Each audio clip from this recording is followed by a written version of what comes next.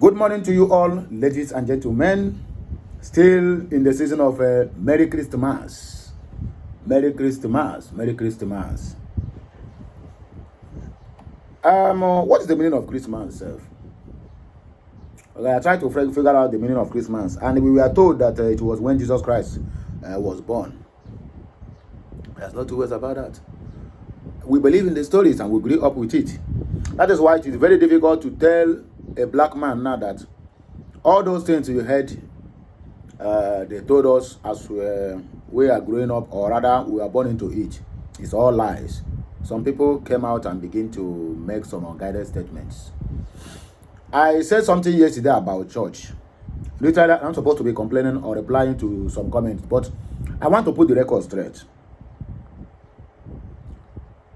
You see where we get it all wrong. That is why you see Nigeria is going left-handed instead of right-handed. That is why you see blacks' mentality can never change from what it used to be. Don't get me wrong. I'm going somewhere. Whenever you come out and talk about church, you will see some gullibles who can't even read what is written in the Bible. They will come out and begin to attack you. Simply because they have been cajoled to believe that whenever you talk about church, you are talking about there is no God. That is exactly their mindset. And they have been growing and making unnecessary arguments with this mindset, which is drawing them back both physically and spiritually on a daily basis. When I said about church, you have never heard from my mouth where I come here to tell you that there is no God. It is only a foolish man that will come and tell you there is no God. There is a creator. So I talk about church does not mean I say there's no God. So for that person who made such a comment, my dear, you better go back to school. Because that is the high height of it all.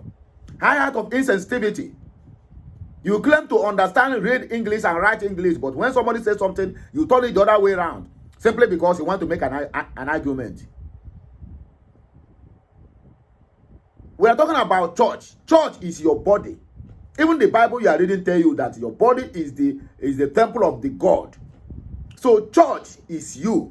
If you refuse to go to that church becomes a house. Likewise in Europe now, most of the churches now have been turned to bars, beer parlors, and short-time hotels. So why can't that church pull off? Or said, no, you cannot put anything under this roof. That this place now is meant for only worship. Being gullible, that is more reason why you see churches have been using the brain of every African. That is why you see pastors using their brains, reverends using their brains, because everything is all about church, church, church, church, church. Being religious is different from being spiritual. If you are too religious, my dear, you are your own. Spiritual control physical. Most of all these people that are doing arguments about churches not know anything about being spiritual. The money you are looking for is spiritual. That is why those who will get that money is those who is deep into spirituality. Knowing your left from your right. Not unlike clapping your hand or going to church or worshiping, my dear. You can clap your hand from January to December, from Genesis to Revelation. Nothing will ever change unless you engage yourself in spirituality.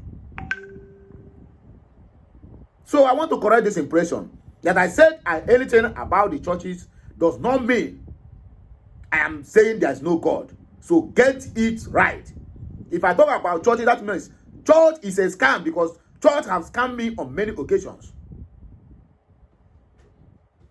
What I have contributed in the church, most of all these people doing argument is all this one that goes on Sunday medicine, Sunday churches.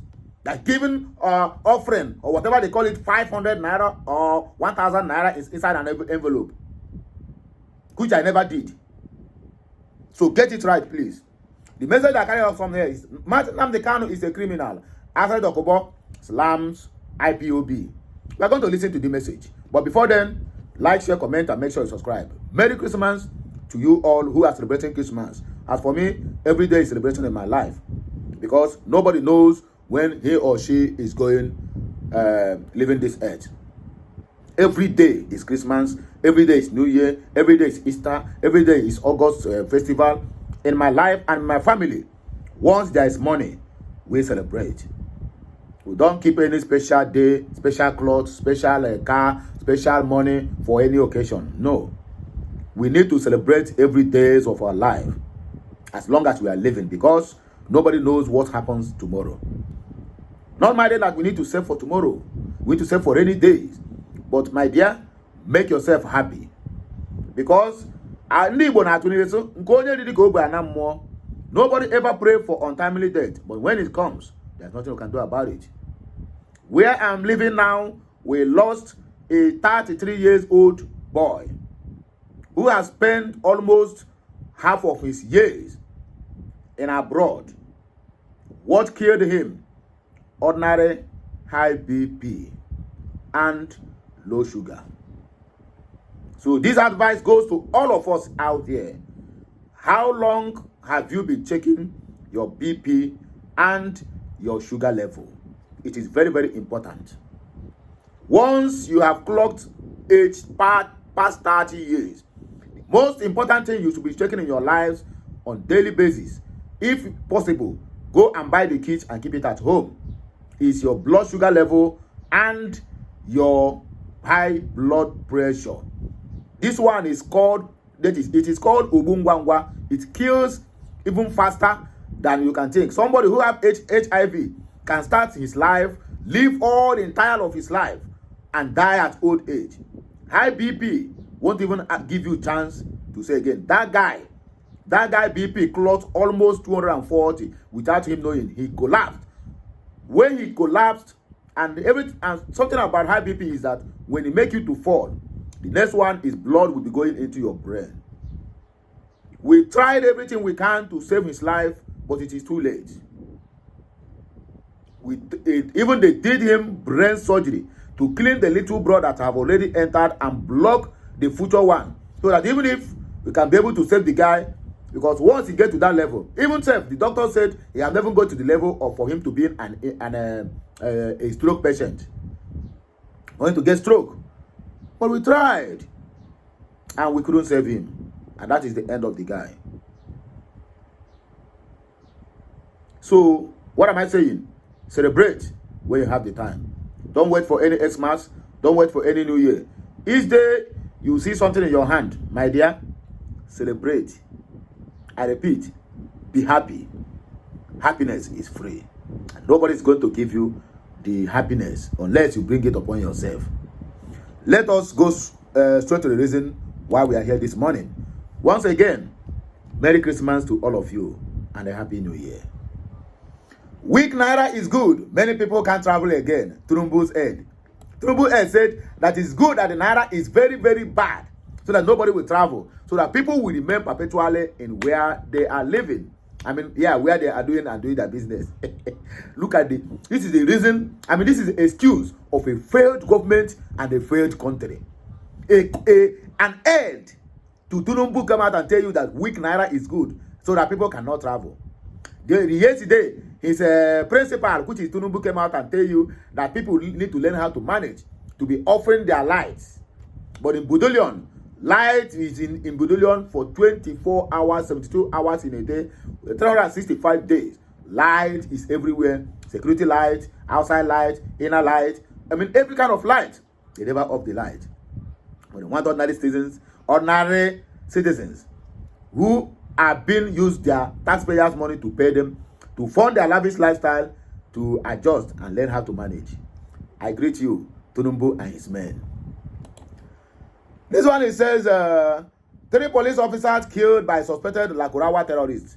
Yesterday, I saw a headline where Minister for State, Defense for State, Bello Metawale, came out and told us that nothing like Lakurawa in Nigeria again.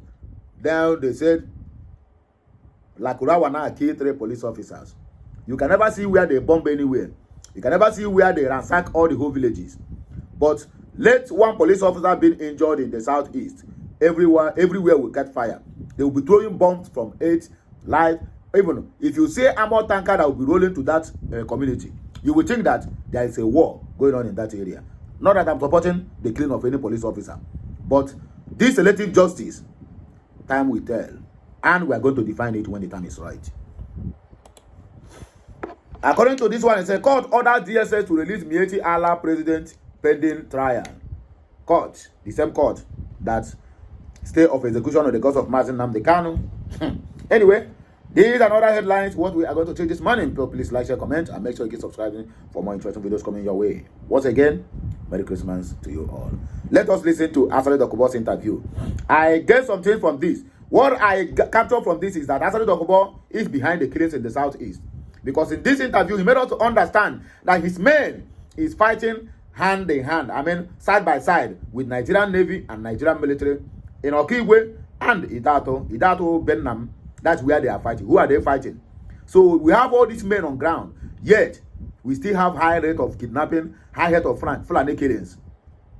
Look at what non-state actor is saying on the national TV. Nobody calls him. No any Southeasterner. They will not tell me they will never see this video, or their head never see this video, where he's saying that his men is working hand in hand, side by side with Nigerian military and Nigerian Navy. Who is that his men? That is the question. Nobody have dared to ask that question. And this interview has been lingering. I have played part of the interview when he says something about the Tinubu government and everything. But this is another part of that interview on that very particular day. Let us listen to him. How was your face-up with the military eventually resolved? I didn't have any face-up with the military. They are the people who are looking for face-up. Didn't have any face-up with the military. I said what I said. Helicopters were flying over my house. And even today, as you are talking now, in Imo, the military people, the army, the navy, are standing side by side with my men, fighting at Okigwe and Idiato. Now, in Imo. Okay. Non-state actor. So some of them coming to make these things. I laugh. You know, why they do this is working for the federal government, so there are certain things they cannot say. What they cannot say to other people. They are saying that insurgency will not end. Egba, Simeon Egba. Who is Simeon Egba? We have destroyed virtually all ESN IPOB camps.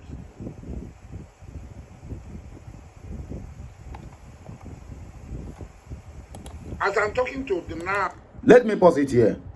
You heard what ASARI DOKUBO said. He said they have destroyed virtually all ESN and IPOB camp.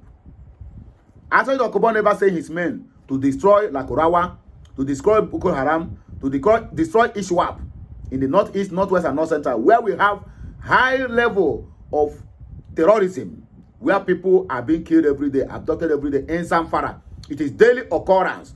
They abduct 50, 40, 100 every day. ASARI DOKUBO never send anybody to go there to dismantle this terrorist. Let us continue. We are going somewhere. So for we to know where our problem is coming from and know how to solve it. Now, as we are talking, we are standing side by side with them at Idiato and Okigwe today as an operation. When you are fighting for self-determination, it can take any means, because the person oppressing you will not allow you to just go. The person oppressed. The only good thing I pick from this interview is where he said, fighting and self-determination, somebody who is oppressing you, we keep on oppressing, we never allow you to go.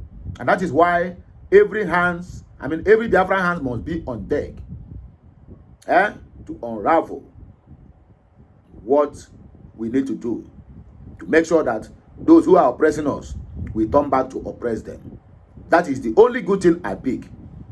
As a self-determination, you want to get your own country. People who are oppressing you, both locally, internationally, we do everything humanly possible to pin you down. And that is why anybody who raises his head to talk about Biafra getting their independence or seceding from Nigeria, we have forces from east, west, north, and south, both outside and inside, fighting against the Biafrans. You will do everything to keep you. So it's not a new something. It's not new. So how would you explain the continued imprisonment of NNAMDI KANU? NNAMDI KANU, The court freed him several I times. don't think any court has freed NNAMDI KANU. No court. Let them show us evidence of NNAMDI KANU being freed. There is a process now. There is court of first instance. There is court of second instance. There is a court of final instance, which is the Supreme Court. When you do, the due process of the law is very clear. When you win at court of first instance, the other person can appeal and ask for stay of execution. I think we are living in a strange world. NNAMDI KANU is a criminal. He's a criminal. He ordered for the killing of people, innocent people. So he should be held culpable, responsible for it. Imagine ASARI DOKUBO calling NNAMDI KANU a criminal. Do you know how many expatriates ASARI DOKUBO and his men killed during the time of Niger Delta militia? Do you know how many of them? Do you know how many they abducted? Do you know how they destroyed Nigeria economy by busting pipelines? This one is a case of pot calling kettle black. Look at ASARI DOKUBO open his dirty gutter to call NNAMDI KANU a criminal. The same ASARI DOKUBO who came out to tell us that look at how his men is killing the Igbos in Imo State and Anambra State that are dying woto. His men, his boys, his unknown gunmen came out now saying NNAMDI KANU ordered for the killings of people. That is a criminal. You see? That's why I tell you, this country called Nigeria is never a country. It's rather a state and capital. It's crimes. It's as easy as that. There's no two ways about that. But if the court finds him that all the atrocities is committed and find him non-culpable and release him, if the Supreme Court does that, okay for him. But for now, no court has set him free. You see, even when Supreme Court said that the mode which NNAMDI KANU was brought back to Nigeria is illegal, that the military invading his home in Afaruku in Abia State is illegal. Still, this Greek pig don't even know the difference between the child that acquitted and stay of execution. Anyway, next to another news. Weak Naira is good. Many people can't travel again. Tinubu's head. Special advisor to Bola Ahmed Tinubu on economic matters, Tope Faswa, has said a weak currency for the country was one of the best policies of the government, encouraging failure. These are the people who give Tinubu wrong impression, telling him that he is succeeding. These are the people. Tope Faswa said the country's currency is low performance in comparison to other currencies, have focused the attention of businesses on sourcing local raw materials. In an interview with Arise TV on Monday night, Faswa noted that the current exchange rate has also stopped Nigerians from leaving the country for other countries. Faswa argued that Nigeria has more students in the United States and the United Kingdom than most developed countries, not because the country's education was totally bad, but because of wrong choices. He said the weak Naira was also addressing it. I'm giving the advantage of making that currency weaker because now we are focusing more on Naira and what Naira can do. We are focusing more on what we can do to ourselves. We are focusing more on Nigerians' raw materials. Many manufacturing companies have now started sourcing local raw materials rather than importing them. A lot of people aren't traveling as many times as they would before. That is one of the things, especially the middle class. And our middle class, we are special people. I mean, we assume that we could travel 5-6 times on a business class every year.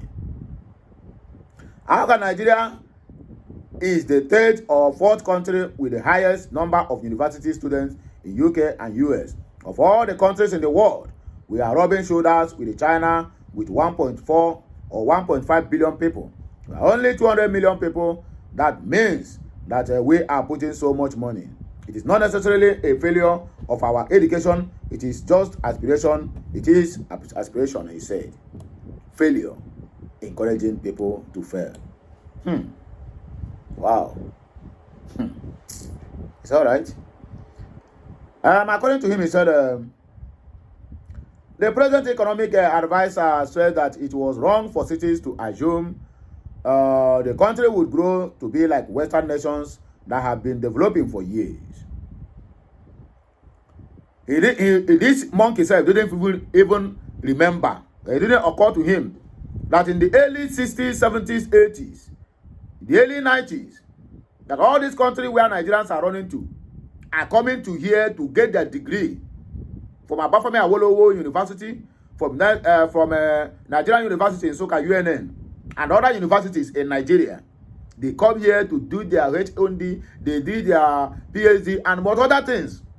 But since government has spoiled, nobody is caring for education. This one that is talking about this, that people are not going to school. If you check it very well, you find out that even his last born, all of them are schooling abroad.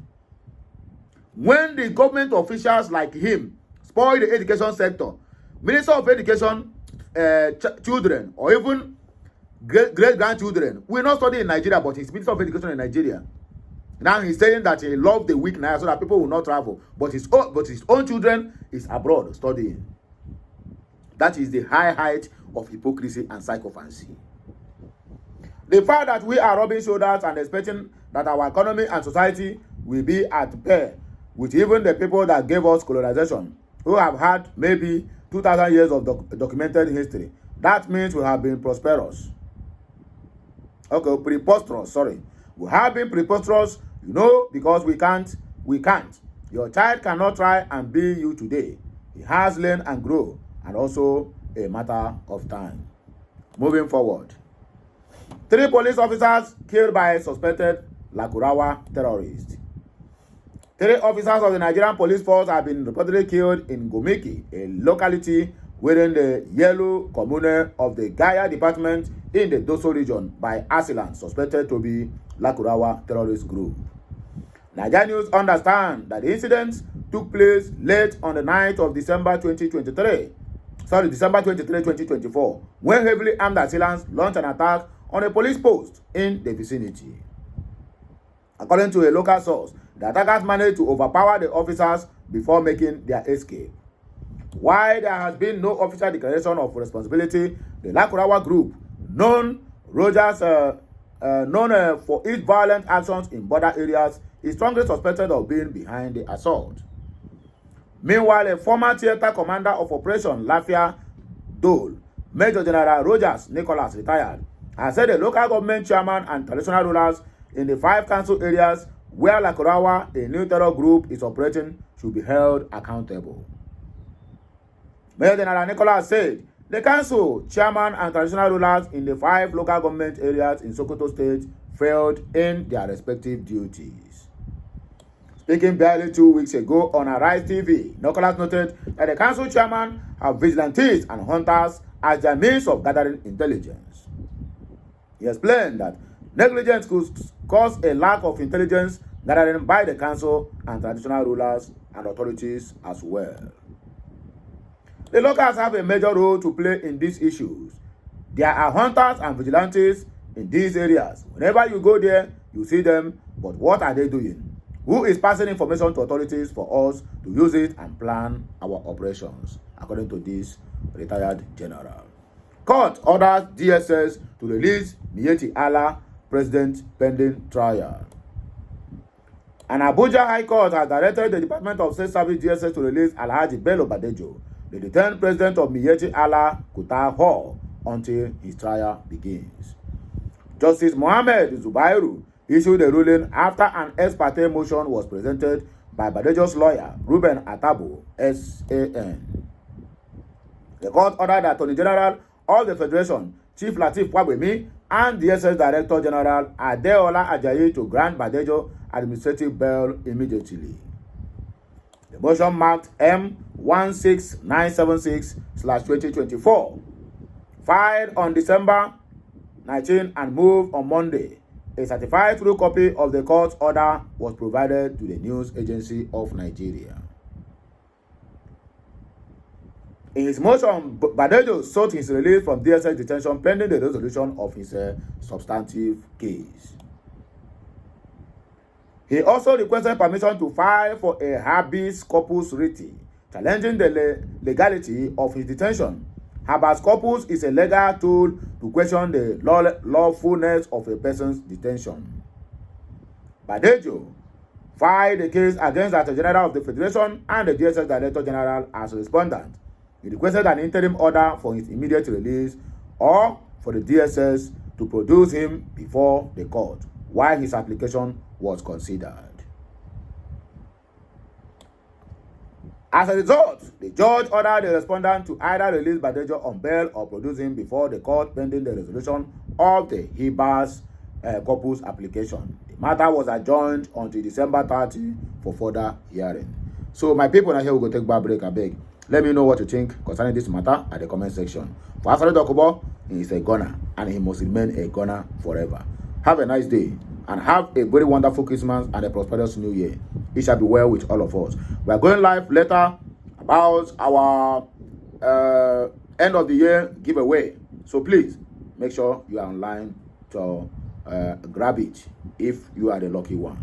Have a nice day. May the good Lord continue to bless you, Father, the Son, and of the Holy Spirit. Amen.